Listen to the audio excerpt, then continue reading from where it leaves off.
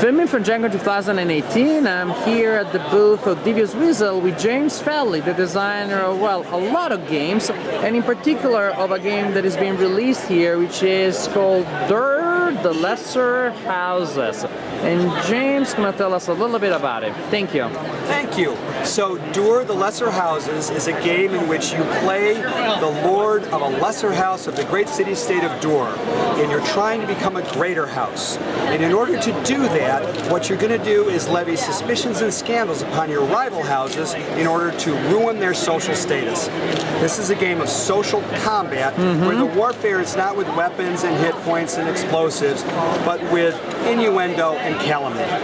So each player plays the lord of a lesser house, and each lesser house has a unique ability. For example, House Balustrade has the ability to take a revealed scandal card and flip it over. What that does is the card is still there and counts against your card count, but it's no longer a scandal card, so it doesn't harm you as much. If you look at another house, such as House Dolores, House Dolores is the House Bardic, and they have the ability to move a suspicion from one house to another house. Okay. Every house has a unique power.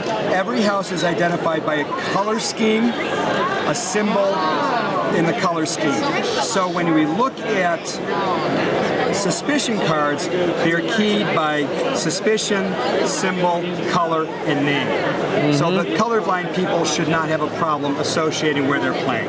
So this is the Web of Suspicion, the Web of Scandal. The Web of Scandal is not touchable in terms of drawing cards. All cards are drawn from the Web of Suspicion. This is where you're going to fill your hand with suspicion cards. So your hand may have... So when do you get a hand? Like beginning of the game, then beginning of the turn? You start the game with a hand of 7 cards. Okay.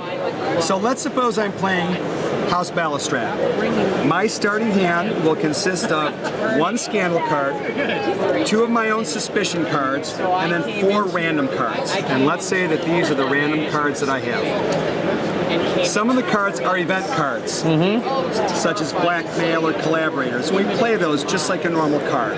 The sequence of the game is on your turn, you make a play. A play may be a play of a suspicion on any house, a play of a scandal, on any house, a play of a suspicion on this appropriate house, a collaborator card. I could use my ability by playing my own suspicion and discarding it to activate my ability. Or I could use 2 matching cards, doesn't matter the color, they just have to be matching suspicions, to throw a master stroke.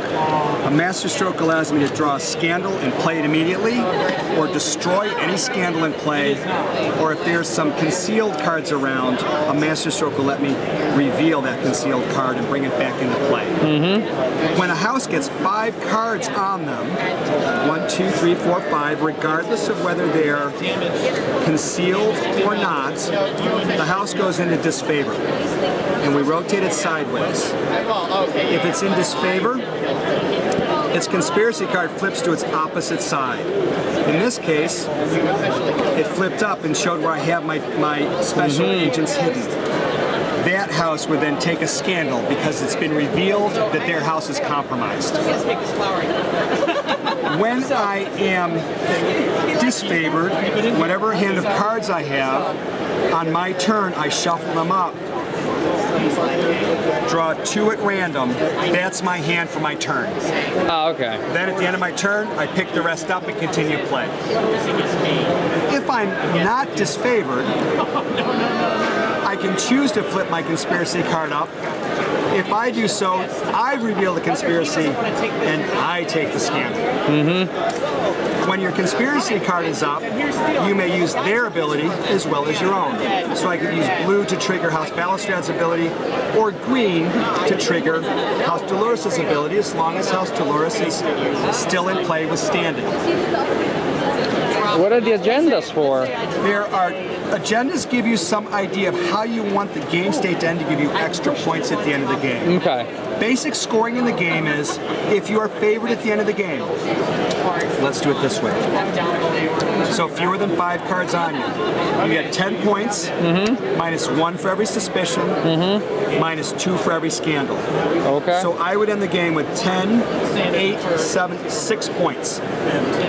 And if my agenda were met, in this case, I would get 2 points if there are more vilified houses than favored houses in play. Okay. Now, some agendas are white agendas and have to do with giving you points based on the state of the house on your conspiracy card. So if I had this agenda, I would get 1 point if that house was either favored or disfavored at the end of the game. At the beginning of the game, you're given a random white and a random black agenda, and you choose which one you want to use for the game. Now, if I get 5 cards on me, and 3 or more are revealed scandals, I become a villain. I discard my hand of cards, I no longer get them. My job now every turn is to perform a villainous act, which means I will either take a scandal from the web of scandal and place it where I will, or go to anybody's suspicion card and replace it with a scandal, or if there are concealed cards in play, I can reveal them. So you're just shameless at that point. You got nothing to lose. I got nothing to lose, and in fact, I have to gain. Because remember I mentioned about those point totals? If I'm sane, 10 points, -1 for each suspicion, -2 for each scandal. If I'm disfavored, it's 9, -1 for each, -2 for each. If I'm a villain, I get 2 points +1 for every villain, including myself. So the more villains I make, the more my points the merrier. Got it. But it's a little bit of a tricky way to win the game because the villain scores are kind of low, players' scores are kind of high. So if the villains aren't patient and start to reduce other players' scores with scandals, they're not going to be high enough in order to eclipse the favored or the disfavored player. Excellent. Is the game available now? The game is available now here at GenCon. It's $25. It is available on my website, and it is on its way here from China to the warehouse. So it should go into retail channels sometime within the next 2 weeks. It plays 4 to 6 players. The reason for that is because shameless table talk and shameless deal making is a hallmark of this game. Real quick example. Let's say I'm House Balustrade and people have levied a lot of suspicions on me. Let's say I look like this because people have moved suspicions on me. I can only affect scandals. Let's say that's down. I may need to make a deal with this house in order to have them move a scandal off of me. Typical things people think of is tit for tat. Well, if you move a suspicion off of me, I'll flip over a scandal for you. But you can say, I'll tell you what, you move that to this place and I'll give you a card from my hand. Or I won't do something. All deals are legal and you don't have to honor them. They're not binding. Exactly. I like that. I thought you would. Thank you very much. My pleasure. Thanks for the time.